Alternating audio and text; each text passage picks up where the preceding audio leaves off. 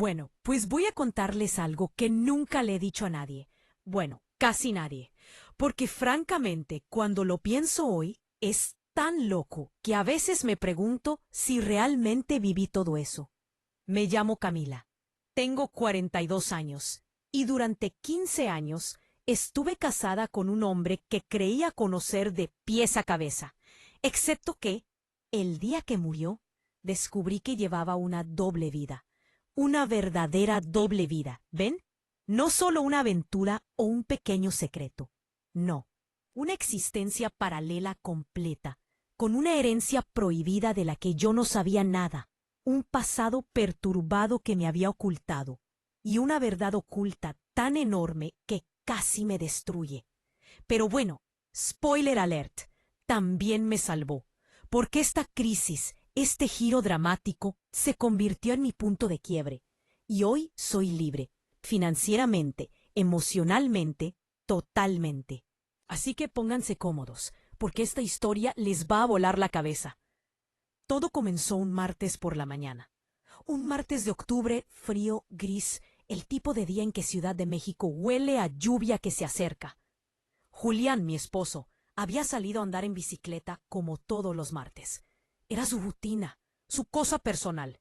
Siempre decía que le ayudaba a desestresarse después de las reuniones de trabajo. Y yo pues lo dejaba. Yo trabajaba desde casa ese día, tranquila, con mi café y mi laptop. Y luego, como a las 11 de la mañana, la policía tocó a la puerta. 2 agentes, un hombre, una mujer. La cara seria. Y ahí, Dios mío, lo supe. Antes de que hablaran, lo supe. Julián había tenido un accidente. Un camión, una carretera mojada, una curva mal tomada. Muerte instantánea, dijeron. Instantánea. Como si eso hiciera las cosas menos horribles. Los días que siguieron son un borrón total. El funeral, la familia, los amigos que pasan. Los pésames, todo ese circo insoportable. Pero bueno, yo estaba en piloto automático, ¿me entienden? Hacía lo que había que hacer. Sonreía cuando tocaba sin reír. Lloraba cuando era el momento.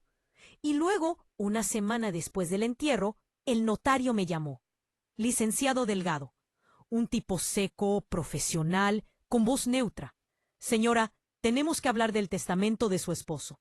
¿Puede pasar a mi despacho mañana? Bueno, vale. Yo esperaba el departamento en La Condesa que habíamos comprado juntos. Nuestras cuentas conjuntas en Banorte. Tal vez algunos seguros de vida. Nada complicado. No éramos ricos, pero vivíamos bien. Julián trabajaba en marketing. Yo era diseñadora gráfica freelance. Ganábamos decentemente. Nos íbamos de vacaciones a Tulum en verano. Teníamos unos ahorritos en una cuenta de ahorro. Clásico, pues. Pero cuando llegué con el notario, órales, había alguien más en la sala de espera. Una mujer, de unos 40 años, rubia, elegante, los ojos rojos. Me miró. Sentí que se me retorcía el estómago. Algo no cuadraba. El licenciado Delgado nos hizo pasar a las 2 a su oficina, y ahí puso 2 testamentos sobre la mesa. 2. Señora Camila, le presento a la señora Natalia. Ella también era la esposa de Julián. Creí que iba a vomitar. Mi cerebro se colgó francamente. Dije, ¿perdón? ¿Cómo que también la esposa? El notario tosió. El señor Julián llevaba, ¿cómo decir?, una doble vida. Estaba casado legalmente con usted, señora Camila, desde hace 15 años. Pero también vivía con la señora Natalia en Guadalajara desde hace 8 años, bajo una identidad falsa. Allá se hacía llamar Marcos Lozano. Gente, les juro, creí que era una broma, una cámara oculta. Pero no. Natalia lloraba. Yo me quedé congelada. El notario continuó. Julián tenía una herencia prohibida. Su padre, fallecido 10 años antes, le había dejado una fortuna colosal. 3 millones de pesos. No, disculpen, 3 millones de dólares. Sí, 3 millones de dólares. En acciones, un departamento en Polanco, otro en Guadalajara y cuentas en el extranjero. Pero aquí está el detalle. Su padre le había impuesto una condición en el testamento. Julián Solo podía tocar ese dinero si cortaba todo contacto con su familia materna, a la que odiaba. Su padre era un hombre rico, controlador, que despreciaba a la familia de su madre. Entonces, Julián aceptó, cortó los lazos, recibió la herencia y lo ocultó todo, a mí, a todo el mundo. Montó esta doble vida para manejar ese dinero en secreto, porque tenía miedo de que yo lo juzgara, de que lo obligara a reconciliarse con su madre, no sé. ¿Y Natalia? Ella estaba metida en el asunto. Bueno, no realmente. Ella creía que él era soltero, que se llamaba Marcos, que trabajaba en finanzas. Todo era mentira. El notario leyó los testamentos. Julián me había dejado nuestro departamento en la Condesa, nuestras cuentas conjuntas y $50,000. A Natalia le había dejado el departamento de Guadalajara y $100,000. ¿Y el resto? ¿Los 3 millones, las acciones, todo? Se lo había dejado todo a una fundación de caridad para niños enfermos. Así nomás, para redimirse, probablemente, para borrar su culpa. Francamente, me derrumbé. No solo por el dinero, sino porque ese hombre, al que había amado durante 15 años, era un extraño, un mentiroso, un hombre con un pasado perturbado, secretos, un destino que había trazado él solo sin mí. Miré a Natalia. Ella también me miraba. No nos dijimos nada. ¿Qué íbamos a decirnos, francamente? Éramos dos víctimas del mismo evento inesperado, del mismo giro inesperado. Nos levantamos, cada una se fue por su lado, y yo me regresé a mi casa, a ese departamento que todavía olía a su loción, y lloré. Lloré por horas, por días. Pero bueno, en algún momento las lágrimas ya no bastan. Decidí levantarme, porque francamente tenía dos opciones. O me dejaba hundir en esta crisis, o hacía de esta caída mi punto de partida para una ascensión. Y adivinen qué, elegí la segunda opción. Porque si esta historia ya les está llegando, suscríbanse y activen la campanita, porque las próximas podrían cambiar su relación con el dinero. En serio. Porque lo que pasó después, ahí es donde mi vida realmente comenzó. Empecé por hacer un balance. Tenía el departamento en la Condesa, valuado en unos $320,000. Tenía $50,000 en efectivo, y tenía mi trabajo de diseñadora que me dejaba como $2,000 al mes. No para nadar en lana, pero era un comienzo. Pero yo, lo que quería era entender cómo había podido Julián manejar $3 millones en secreto. Entender cómo se construye una fortuna. Porque francamente, el dinero y yo no éramos súper amigos. Nunca había invertido. Nunca había tenido un plan de ahorro. Ni siquiera había visto qué era un fondo indexado. Solo era una chica normal que metía $200 al mes a su cuenta de ahorro y pensaba que eso era ahorrar. Entonces empecé a leer. Dios mío, leí montones de libros. Padre rico, padre pobre de Robert Kiyosaki, obvio. El inversor inteligente de Benjamin Graham. Poder sin límites de Tony Robbins. Me suscribí a canales de YouTube sobre finanzas. Descargué apps para seguir mis gastos. Abrí una cuenta en una casa de bolsa y empecé a aprender qué era una cuenta de inversión, un fondo indexado, cómo comprar acciones. ¿Y ven? Poco a poco entendí algo. El dinero no es un misterio. Solo son reglas. Reglas simples que nadie nos enseña en la escuela. Primera regla que apliqué. Vendí el departamento de la Condesa. Sí, ya sé, duele. Eran nuestros recuerdos, nuestro nido. Pero francamente, cada pared me recordaba sus mentiras. Lo vendí en $320,000. Con los $50,000 que tenía, eran $370,000. Una suma enorme. Mi momento decisivo. Mi decisión irreversible. Renté un pequeño estudio en la Narvarte, $800 al mes. No lujoso, pero cómodo. E invertí el resto. Puse $100,000 en una cuenta de inversión, diversificada en fondos indexados. Compré acciones de empresas mexicanas y gringas, sólidas, que dieran dividendos. Puse $50,000 en una plataforma para experimentar con acciones de tecnología. Guardé $150,000 en un seguro para el retiro, por seguridad. Y guardé $70,000 en efectivo en una cuenta de ahorro para emergencias. ¿Y saben qué?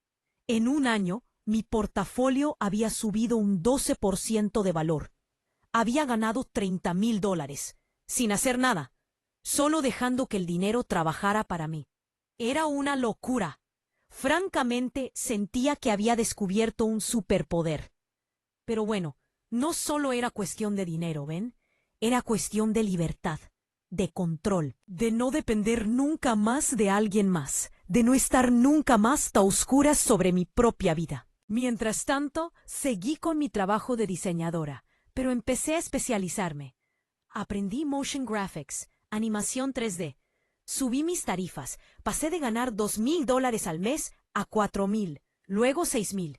Creé un sitio web, prospecté en LinkedIn y ven, poco a poco mi vida cambió. Ya no era la misma Camila, era más fuerte, más lúcida, más libre. Pero bueno, la vida adora los giros inesperados. ¿Ven? 2 años después de la muerte de Julián, recibí una llamada. Era Natalia, la famosa Natalia de Guadalajara. Lloraba por teléfono. Me dijo, Camila, tenemos que hablar. Descubrí algo sobre Julián, sobre la herencia. Mi corazón se detuvo. Francamente, no quería volver a eso. Pero bueno, la curiosidad puede más que todo. Quedamos en vernos en un café en la Ciudad de México, cerca de la terminal de autobuses del sur. Encontré esto en las cosas de Julián. Bueno, de Marcos. En fin, en una caja de seguridad en el banco. Una caja que no conocía. El notario me la entregó hace unos días, porque aparentemente yo era cotitular sin saberlo. Abrí el sobre. Adentro había documentos, contratos, estados de cuenta y una carta escrita a mano de Julián, dirigida a mí, a las 2 de hecho. En esa carta, Julián lo explicaba todo, por qué había mentido, por qué había creado esta doble vida. Su padre, ¿ven? Era un tirano, un hombre rico, poderoso, pero cruel. Había odiado a la familia de su madre, porque eran pobres, humildes, y habían manchado su apellido al obligarlo a casarse con su madre. Entonces, cuando su padre murió, puso esa condición en el testamento. Julián recibía la herencia, pero tenía que cortar todo contacto con su familia materna. Julián había aceptado, porque era joven, estaba pelado, y pensó que el dinero resolvería todos sus problemas. Pero lo destruyó. Se sentía culpable. Le daba vergüenza. Entonces había creado esta identidad doble, Marcos Lozano, para huir, para empezar de nuevo en otro lado, para olvidar. Pero no podía olvidar, porque yo, Camila, le recordaba su verdadera vida. Y Natalia, ella representaba su escape. Nos amaba a las 2, a su manera retorcida. Y sabía que algún día todo iba a estallar. Entonces había preparado un plan. En la caja había $500,000, en efectivo, escondidos, para nosotras 2. Había escrito, si leen esta carta, es que estoy muerto, y que han descubierto la verdad oculta. Lo siento. Siento haberles mentido, haberlas usado, haberlas hecho sufrir. Este dinero es mi último sacrificio. Repártanlo. Y sobre todo, perdónenme. Francamente, me quedé sin palabras. Natalia también. Nos miramos. Y ahí, ¿ven? Pasó algo extraño. Nos pusimos a reír. Sí, reír. Porque era tan absurdo, tan grotesco, tan trágico. Ese hombre nos había destruido, pero también había intentado salvarnos, a su manera. Repartimos los $500,000. $250,000 para ella, $250,000 para mí. Y nos despedimos, cortésmente, sin rencor. Porque, francamente, ¿qué más podíamos hacer? Con esos $250,000 extra, seguí invirtiendo. Diversifiqué aún más.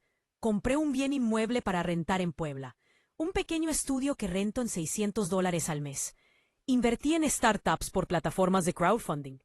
Hasta metí un poco en cripto, Bitcoin y Ethereum, solo para probar. Y ven, hoy, 6 años después de la muerte de Julián, soy millonaria. Sí, millonaria. Tengo $1.2 millones de patrimonio. Entre mis inversiones, mi inmueble, mis ahorros, todo. y gano $8,000 al mes solo con mis dividendos y rentas. Mi trabajo de diseñadora lo hago porque me encanta, no porque lo necesite. Pero bueno, la cosa no es solo el dinero, es la libertad. Es saber que nadie puede controlarme, mentirme, manipularme. Es saber que mi vida yo la decido. Y eso, francamente, no tiene precio. Este giro dramático, esta revelación final de la doble vida de Julián, se convirtió en mi justicia inesperada, mi victoria silenciosa. Porque al final, yo gané, no contra él, sino contra el miedo, contra la ignorancia, contra la dependencia. Así que ahora voy a decirles lo que aprendí, porque si llegaron hasta aquí, es que esta historia les habla. Y francamente, qué bueno, porque exactamente para eso cuento todo esto, para que entiendan algo esencial. El dinero no es sucio, el dinero no es complicado, el dinero es solo una herramienta de libertad. Y si aprenden a dominarla, les va a cambiar la vida, como me la cambió a mí. Primera lección: edúquense, en serio. Lean libros, vean videos, fórmense. Yo empecé con Padre Rico, Padre Pobre. Ese libro me abrió los ojos sobre la diferencia entre un activo y un pasivo. Un activo es algo que pone dinero en tu bolsillo. Un pasivo es algo que lo saca. ¿Tu depa donde vives? Es un pasivo. Te cuesta en mantenimiento predial. Pero un depa que rentas, eso es un activo. Te da dinero. Entiendan esta diferencia y van a empezar a ver el dinero diferente. Segunda lección: inviertan. Nunca dejen su dinero dormido en una cuenta de cheques. La inflación se come tus ahorros. Yo tengo una cuenta de inversión con fondos indexados diversificados. Meto $500 al mes ahí automáticamente. Es simple, es eficaz y a largo plazo le da entre un 6 y un 10% al año. Abran una cuenta en una casa de bolsa, en una plataforma, lo que sea, pero empiecen, aunque sea con $50 al mes. No es la cantidad lo que importa, es el hábito. Tercera lección: diversifiquen. Nunca pongan todos sus huevos en la misma canasta. Yo tengo acciones, fondos, un inmueble, un poco de cripto. Si un sector se cae, los otros compensan. Es de sentido común, pero mucha gente lo olvida. Sigan sus gastos. Descarguen una app de finanzas personales. Esas apps analizan tus cuentas y te muestran a dónde se va tu dinero. Yo antes gastaba $300 al mes en restaurantes sin darme cuenta. Ahora lo sé y elijo conscientemente en qué quiero gastar. Quinta lección: creen varias fuentes de ingreso. Mi trabajo de diseñadora es una fuente. Mis rentas son otra. Mis dividendos otra más. Si una fuente se seca, tengo otras. Eso es la seguridad financiera. No un sueldo grande, sino varios pequeños flujos que se suman. Y última lección, la más importante: tomen el control. Dejen de esperar que un esposo, un patrón, una herencia, la lotería venga a salvarlos. Nadie va a venir. Depende de ustedes moverse, decidir, actuar. Este cambio abrupto que viví después de la muerte de Julián me obligó a despertar. Pero ustedes no necesitan esperar un drama. Pueden empezar ahora, hoy, en este momento. Francamente, miren a su alrededor. ¿Cuánta gente vive en negación? ¿Cuánta gente gasta todo lo que gana, o más, y se queja de no tener dinero? ¿Cuánta gente cuenta con el gobierno, con apoyos sociales, sin nunca intentar construir algo por sí mismos? No juzgo a nadie, ¿eh? La vida es dura, lo sé, pero francamente en algún momento hay que tomar las riendas. Hay que dejar de sufrir y empezar a actuar. Yo tuve suerte, de cierta manera. Esta herencia prohibida, este testamento, esta doble vida de Julián me dio un capital inicial. Pero aún sin eso, habría podido construir algo. Me habría tomado más tiempo, seguro, pero era posible, porque la verdadera riqueza no viene de un golpe de suerte. Viene de la disciplina, la paciencia, la constancia, de meter $100 al mes durante 10 años en un fondo indexado, de leer un libro al mes sobre finanzas, de negarte a comprar esos zapatos de $200 para invertir en su lugar. No es glamoroso, no es sexy, pero funciona. Y francamente lo cambia todo. Hoy vivo en un buen departamento en Coyoacán. Tengo una vida simple, pero cómoda. Viajo 3 meses al año. Hago lo que quiero, cuando quiero. Y duermo a pierna suelta, porque sé que financieramente soy sólida, que nadie puede derribarme, que mi vida yo la controlo. Y eso es la verdadera victoria silenciosa. Es la verdadera justicia inesperada. Así que bueno, les voy a hacer una pregunta. Y quiero que lo piensen bien, francamente. ¿Y tú cuándo vas a tomar por fin el control de tus finanzas? ¿Cuándo vas a dejar de sufrir, de quejarte, de esperar que alguien venga a salvarte? ¿Cuándo vas a decidir que tu destino tú lo creas? Porque yo esperé a que la vida me golpeara en la cara para despertar. Pero tú no necesitas eso. Solo necesitas decidirte. Hoy, ahora, abrir una cuenta de inversión, leer un libro, apartar $50, dar un primer paso, un pasito pequeño y luego otro, y otro más. Y en 10 años vas a mirar atrás y vas a decir, chingao, qué bueno que empecé. Yo estoy aquí para decirles que es posible, que no es complicado, que está a su alcance. Solo tienen que quererlo, de verdad, y actuar. Así que, si esta historia les llegó, si los inspiró, si les dio ganas de moverle, háganme el favor. Suscríbanse a este canal, activen la campanita y sobre todo, pónganse en acción, porque su vida empieza ahora, no mañana, no el próximo año, ahora. Y francamente, vale la pena vivirla a tope, libremente, sin depender de nadie. Solo tú, tu valor y tus decisiones. Ánimo, los abrazo. Cuídense mucho y sobre todo, cuiden su dinero, porque él va a cuidar de ustedes. Se los prometo. Nos vemos.